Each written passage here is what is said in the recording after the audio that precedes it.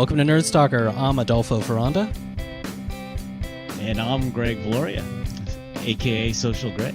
Yeah. Let's get started. Cool.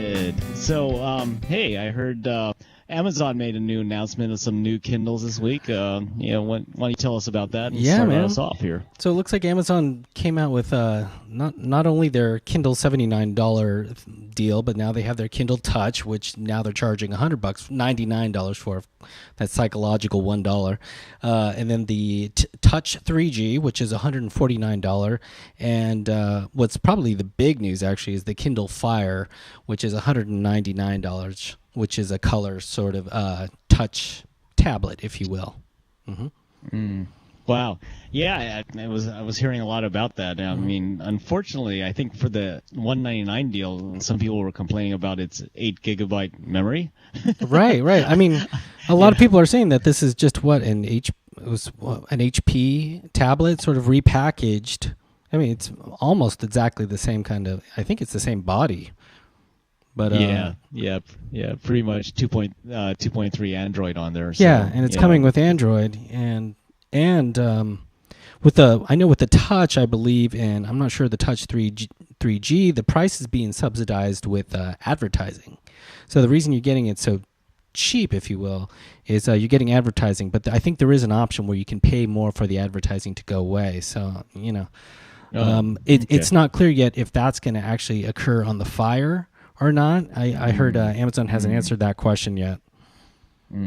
I see. Yeah, it's interesting. I think one of the problems they have right now is a lot of the media were talking about not having the ability to really access, what I would call Kindle Fire applications. Like apparently from the Android store or the Amazon store, I guess you would call it, the Amazon Android store.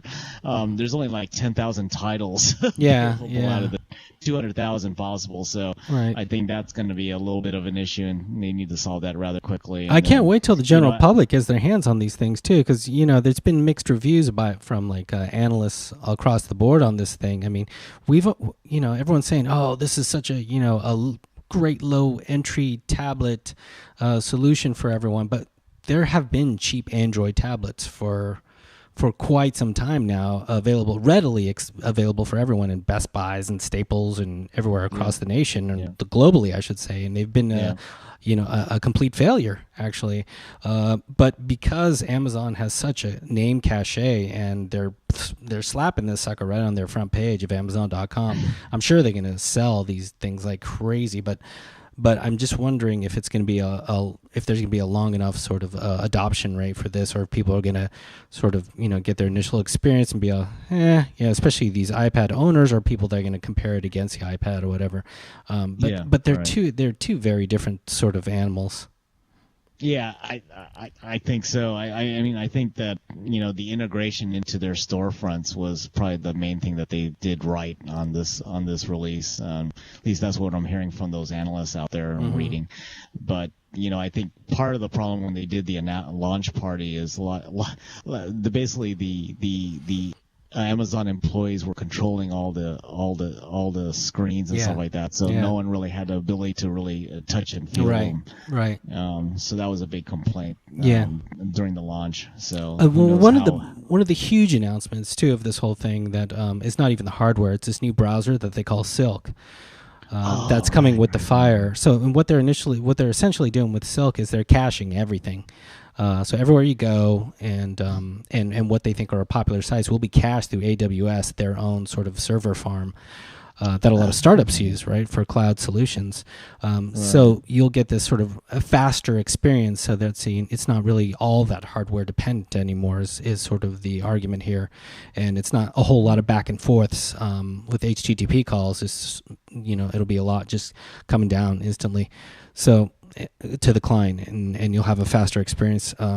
What I'm saying is, hooray, another option, but at the same time, for web developers out there, I'm sorry, you have yet another browser now you have to deal with possibly here, we haven't even heard. I don't even know of how HTML5 compliant this thing is, or CSS, or where along the support line this thing's falls. So for all you design houses out there and developers out there, I'm sorry, but here you go. It's another one.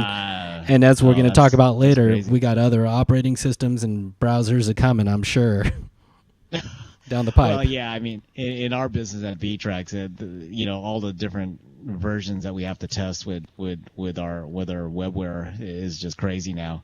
And so, and how many versions down do you have to do? So, like you said, just another one to kind of deal with is. Hey, thank you, Amazon. Yeah.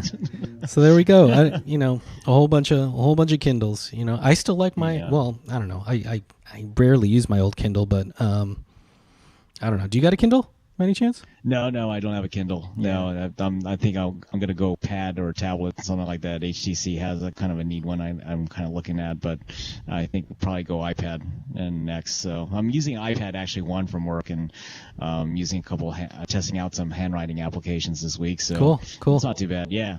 My kid loves my iPad one, so I'm waiting for the next one. I got the first version of the iPad, and I'm just waiting for the next one so I can actually have my iPad back. There you go. So we'll see. Okay. All right, Nerd Stalker with the iPad. I love that. So, what's the next story here, Greg? Oh well, speaking of Kindles, they, Sacramento Bee, kind of announced or had a story on Kindle users can begin to check out ebooks at more than 11,000 libraries throughout the United States. Cool. Starting September 21st. So. It got launched already. So Tech Daily News reports that ebooks will be delivered to customers' devices using Amazon's wireless delivery service WhisperSync, which automatically synchronizes their margin notes, highlights, bookmarks, real page numbers, Facebook and Twitter integration, and more. So I thought that was kind of a cool story I caught on the wire, or we caught on the wire. So it was kind of neat to kind of say that, because I think it's just now. Accessibility of ebooks is starting to become more readable now. So, right on. All right. Well, next story, we got Comcast $10 internet for low-income families goes nationwide. This story is by Nate Anderson from Law and Disorder. It looks like Comcast has rolled out something it's called its Internet Essentials program nationwide today, or then I should say 11 days ago, offering low-income families its service territory for $10 a month, internet connections and access to $150 computers. We're looking at those families are looking at speeds of around 1.5 megabits per second. So pretty slow, pretty slow stuff, but it's kind of like a bad cell phone type of experience, it sounds like. But there's a catch. They're not doing this out of the love in their hearts. Why are they doing this, Greg? Can you tell us? Well, as I started to dig into this, Comcast had bought NBC earlier this year, and so part of the conditions with the FCC was to create this Internet Essentials program. So, $9.99 for low-income families, fine, but they had to get their arm twisted for that one. So buy NBC. Get Internet Essentials program. Not a bad trade-off, I guess. Yeah. There you go. So I think that's a pretty good deal. I think, again, it's another digital divide closer. As we talked, a little bit earlier. I think the next story, is going to also be another one. You found this one, which I thought was really great when I saw it on the Twitter feed. Yeah, Apple finds a use for some of those first-generation iPads. Yeah, CNN Money reporting by Philip Elmer DeWitt. Yeah, they're going to donate thousands to teachers in America's in some of the poorest schools, which is incredibly cool. Teach for America. It says might sound like a fun way to spend a couple years after college, but it's a pretty tough gig. With just 5 weeks training recent graduates, many America's most elite colleges and universities are thrown into the classrooms instead of the toughest, most impoverished public schools. Into this mix, Apple has just added a few thousand iPads. So, this is amazing. It's really fantastic. Oh, man. Teach for America has a connection with Apple through Steve Jobs' family. His wife, Lawrence Powell, sits on the board of directors. So it's a really a wonderful thing and opportunity for a lot of these students who would probably otherwise never see, in their childhood, possibly this type of device. Yeah, I think the issue is going to be is how they integrate that iPad into the teaching in the classroom, which I think they're still trying to figure out. But right. Still the access. Again, closing the digital divide. $9.99 Comcast Internet 1.5 and. Get them a Wi-Fi, get them connectivity to Khan Academy, if it serves up H.264 video, and they should be good, Yeah. It's amazing opportunities. Well, speaking of Apple, what's the story that you grabbed about how Apple and Facebook almost fell out? What's going on there? Right. So Mashable has this really interesting story thanks to Jennifer Van Grove. The title is How Apple and Facebook Nearly Fell Out Over the HP Touchpad. And it's this exclusive story from them. So what it essentially has to do is with initially, Facebook and Apple were sort of, kind of buddy-buddy. And then all of a sudden, to summarize real quickly, Apple came out with Ping, totally pissed off Facebook, essentially, right? Initially there was a Facebook tie-in into Ping, but then Facebook blocked this, so that was sort of removed. And how many people actually use Ping? Like, no one's really using Ping, right? And so that sort of hung on the vine. And then later, Jobs found out that Zuckerberg was going to roll out some Facebook for HP. What is it, WebOS, right? And he was furious about that, right? And right. we know what happened with HP and WebOS, right? So yeah, it's sort of both. It's funny because both of these things sort of failed, but then we saw the ascension of Google, right? And so they were sort of forced back together, right? Because they have one common enemy here, right? It's Google, right? And so now what a lot of people are talking, we're going to see at the iPhone event is definitely some really tight Facebook integration. If not, finally, this iPad Facebook app and probably a better iOS, Facebook app in general.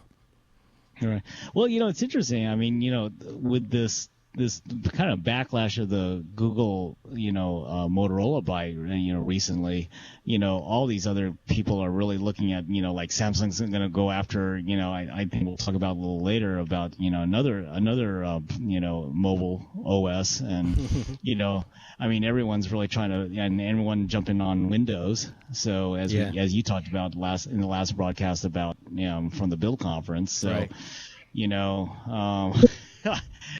It's so funny. Every week it's something different, it seems. So it's kind of strange around Speaking here. of something different, how about HP? We hear that they got a new CEO, huh? Oh, boy. Meg Whitman, ex-eBay, ex-candidate, candidate. Someone made a prediction of this or something. Someone had some inside baseball about this some time ago, and I'm like, that would be an insane pick. That would be a crazy pick, And here it goes. Turns out she was on the board of directors, and now she's running the company, so to speak. Different theories about this, whether she's only there to part this thing out and sell it in pieces, or to actually try to save it, or to give it some sort of direction. Everyone's saying HP board is probably the worst board in the entire industry. But I would have to say Yahoo's given them a good run for their money. So I don't know. Well, when the Merck kind of broke that story, a lot of the challenges out there is that, they had confused the message because, Apotheker said that, hey, we're going to dump the hardware business and then and focus on software and cloud. Right. And then she comes back and says, well, I think we're not just going to stop being a hardware company. So I think it's going to unfold in the next months or so after she takes over, or now that she's taken over, to figure out what is the HP strategy and value strategy for the market. I mean, she's probably right. I think there was such a backlash to HP, and then remember I went to that AMD event, and they were touting all their AMD chips on HP computers, which after that announcement that they were dumping the hardware was kind of a letdown. So, it's amazing that HP board hired Apotheker without even meeting him. I don't know if they even ever met him. That's pretty funny. And then what, did they text him to fire him? Or, Yeah, something like that. Yeah, well, they gave him his golden parachute, right? So he's leaving HP with around $20 million or something like that. Yeah. And then I think didn't again this week that Meg Whitman kind of made a splash saying that she's going to get $1 in salary, but then after you add it all up, it was another $20 million or 10 to 20 million in stock options, right? So. Right. And other people were saying too. Meg Whitman has ran what has she ran? She's ran a website, right? eBay, right? Yeah. They're like a website. This is a hardware manufacturing juggernaut. That we're talking about HP. We're not talking about like an HP.com or something, or Yeah, exactly. Supply chain and some serious stuff here. And a lot of time when she left eBay, there was a lot of stories coming out about her and eBay parting ways, and wasn't really very kind. They didn't really have good things to say about each other. So, This is a great quote from the story here. Despite the criticism, Whitman said that she supports the strategic shifts, whatever those may be, through what she said, keeping the PC divisions is still a possibility, as you said, Greg. She promised to make a final decision about that by the end of the year. Pressed further during the conference call, she agreed that the CEO should re-examine Apotheker's strategic changes, promising to dive in and take a closer look, unquote. Oh, man. God. How vague is that, right? I mean, it's like, yeah, I agree with our vision, but we have to dive in and take a closer look and be open to shifting whatever that vision may be. Adolfo, maybe Yahoo and HP should get together. Oh, man. Oh, what a party that would be, my friend. Jeez. That sounds like a bad ether trip in Vegas, right? With I think I've seen that movie. I think on a couple of our broadcasts we were just like laughing about how this little CEO, revolving door that we've been seeing recently, and kind of the hilarious happenings like this circled around that, right? Yeah. So I think, wow, oh, geez, okay. Well, getting on a happier note here, can you tell us about some people browser news? Oh yeah. I was invited to the opening or the launch event at People Browser on Bryant Street here in San Francisco of Cred. So, real quick, can we backtrack? Can you let them know what People Browser is, real quick? Oh yeah. People Browser is a what I would call a company that's kind of like Cloud. They're an influence measuring company, and They've been around, I think, for at least 2 years, from what I understand, talking to the founder and some of the public relations people there.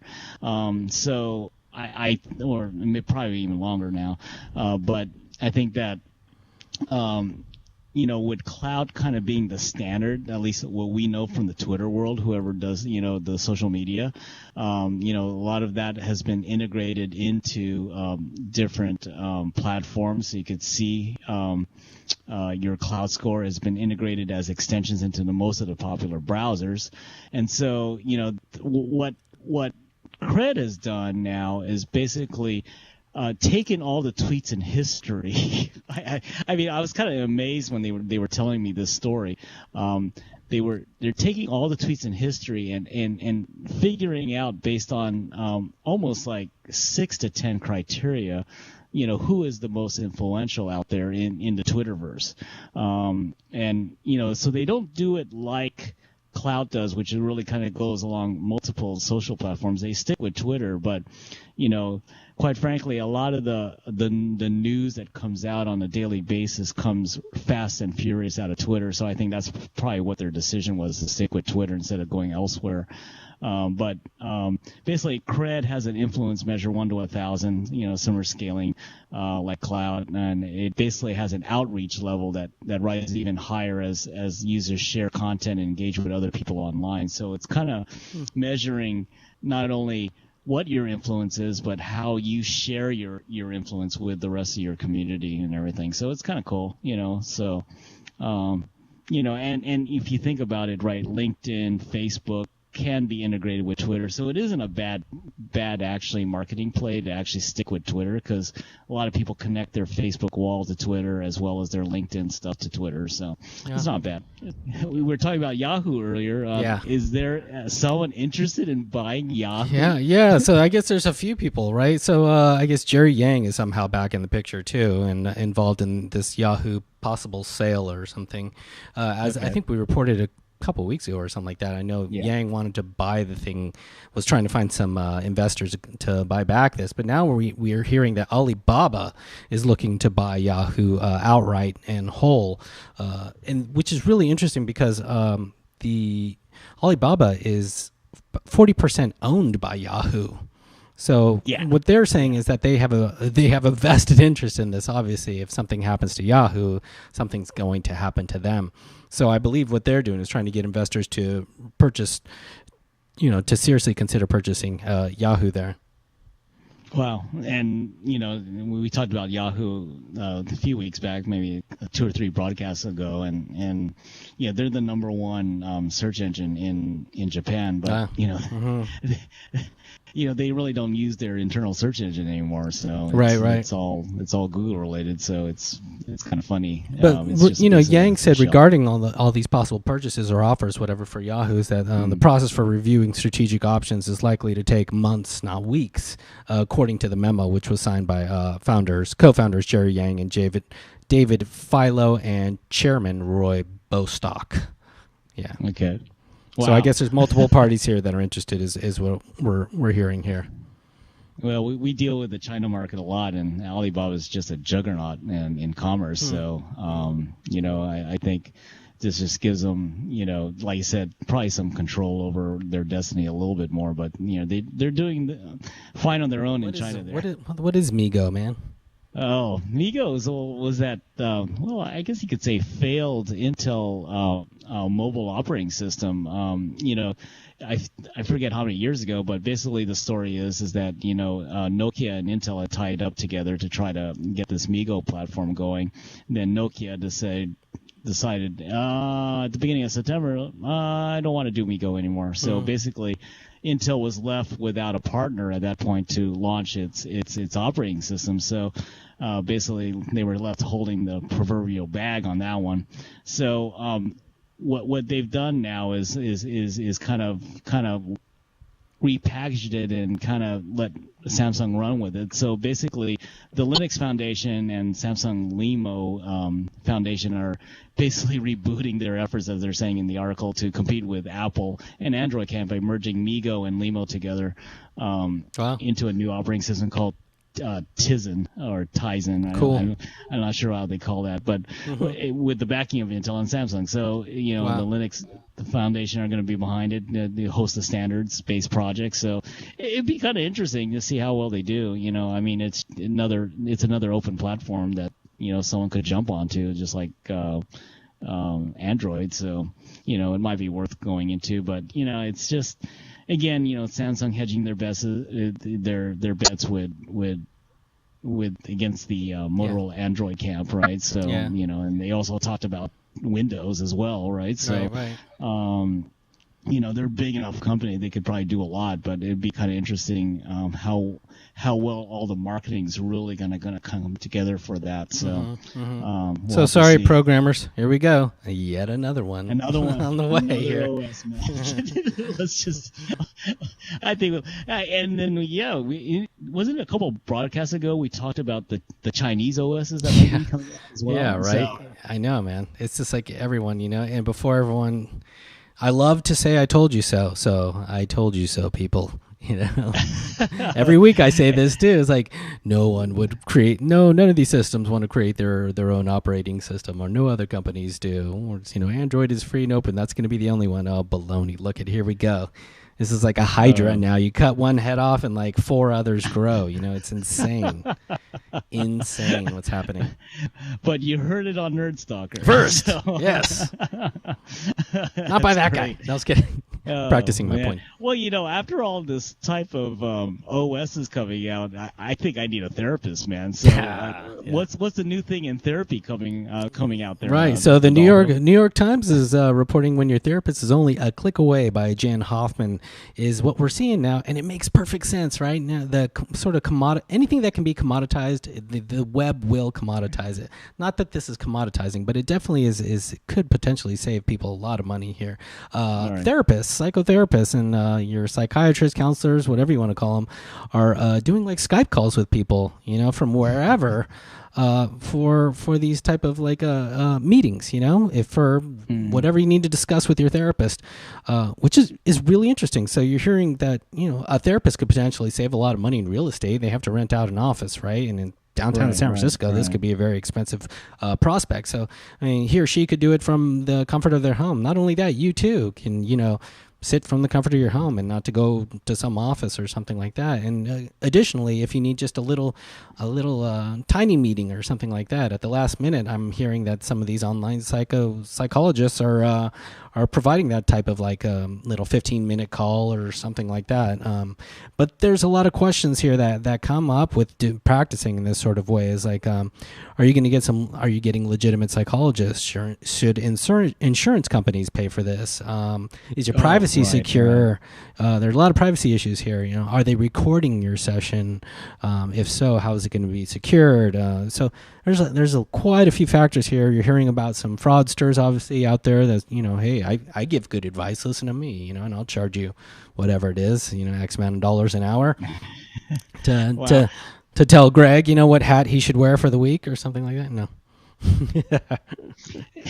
Yeah, no Giants, they're gone. Yeah, I'm bring back the Yomiuri Giants, Tokyo Giants. Yeah, there you go. So there you go. Waving that one, they're in. But I studied a little bit of online therapy stuff in grad school. And oh, cool. The interesting thing about that, what they talk about is do you really require do certain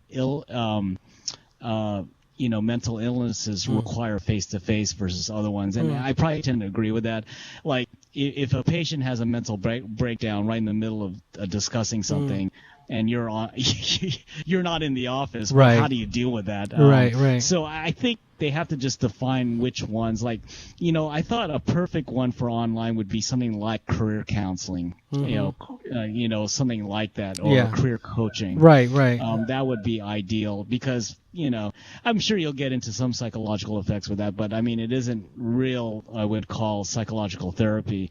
So I think they have to just pick which ones they want to use for this type of therapy. That's been always the kicker with online therapists. I mean, I think I even saw, God, I don't remember a site. We'll have to add that in later to the broadcast. But basically, it was kind of like a waiting room. It would just look like a waiting room, and what you do is you move your mouse button to talk to the receptionist and say, hey, I have an appointment with it. And you basically are in this waiting queue, and you can see who's in this waiting queue in this waiting room. It's pretty funny, actually. Wow. Yeah, well, apparently these websites are killing it. This one third party online therapy site, they're called breakthrough.com, said it signed up 900 psychotherapists, psychiatrists, psychologists, counselors, and coaches in just 2 years. Another indication that online treatment is migrating into mainstream sensibility. They quote web therapy, the Lisa Kudrow comedy that started online and pokes fun at 3-minute webcam therapy sessions, moved to cable Showtime this summer. In 3 years, this will take off like a rocket, says Eric A. Harris, a lawyer and psychologist who consults with the American Psychological Association and Stearns Trust. Everyone will have real-time audio-visual availability. There will be a group of true believers who will think that being in a room with a client is special and you can't replicate that by remote involvement. But a lot of people, especially younger clinicians, will feel there is no basis for thinking this. Still, appropriate professional standards will have to be followed, unquote. So I see. Wow. Well, yeah, I mean, I think, like you said, I look at it from an industry standpoint, just another thing to monetize, which makes a lot of sense to me. I mean, especially with the technology out there. I mean, look what we're using, right? So I think that it's right. But I mean, actually, I kind of like this type of this system we're on right now would probably be perfect for it, So it'll be interesting to see how it kind of folds out in the next another few years with the technology increasing. And there's a lot of great collaborative technology that could be used for this type of stuff. So, keeping track of the conversations is important, recording them, especially for archives. Usually, it's funny, I think when I was studying psychology, it was about 12 visits, they said, that the actual therapy will start to take place. So there you go. The magic number is 12. So you monetize for 12. We're almost to episode 12, people. So you you will be converted soon. We're halfway there. Yeah, man. Well, man. Anyway, what's going on for the week? Yeah. What's coming up? We got FailCon coming up eventually here. It's October 24th. Join us at FailCon, October 24th, at Kabuki Hotel in San Francisco. FailCon is a one-day conference for technology entrepreneurs, investors, developers, and designers to study their own and other failures and prepare for success. You can get more information at thefailcon.com and use your discount code Nerd Stalker. I think that gets you like 15% off or something like that, the price to get in. So make sure to use that. Well, you kicked that one. That was good. 15% is good. Yeah, man. How about you? Anything going on, or no? You gonna hang out, eat Doritos? Well, actually, okay, I'll push our event. So okay, yeah. So SF Japan Night is gonna come to SF New Tech on November 3rd. That's right. But the neat thing about that is that we're actually going to have a semifinal in Tokyo. What? Cool. Going to be, yeah. So we're going to have 12 companies vying for the 6 spots. They're going to be presenting in English. It's going to be streamed, I believe, not only Ustream, but Nico Dogo, which is a big video streaming site in Japan, and they're actually here in the United States. I think we might even have them do it here as well. That's so great. Yeah, so I'm pretty busy with that. Kind of excited. So October 8th in Tokyo. It's really interesting. All the tech events, or a lot of the tech events in Japan, actually happen on weekends because everyone's busy working. So so I think that's kind of an interesting thing. It's actually on a Saturday, October 8th. So let's do it. I'm looking forward for it. So cool, man. Well, it's another great episode. We got to do this more often, man. Every week. Cool. So if you need to find me, I am Adolfo, or you can find me at Nerd Stalker on Twitter, or email me at Adolfo. Everything's at Adolfo now. Adolfo at nerdstalker.com. And you, Greg? You can catch me on Twitter at @socialgreg, and you can catch me at socialgregsf@gmail.com. And you guys are starting to do this, but use the hashtag NRDSTK on Twitter if you want us to talk about a certain event happening in the San Francisco Bay Area, a topic you'd like us to talk about on this broadcast. We'll give you credit for it. So, won't we? Yes, of course. We will try. That's for sure. And if not, you can just send your complaints to Greg. Yeah, man. Anyway, okay. Thanks for joining us, everyone. Right, dude. Take care, everyone. Next time. See you. See you. Be careful out there. Adios.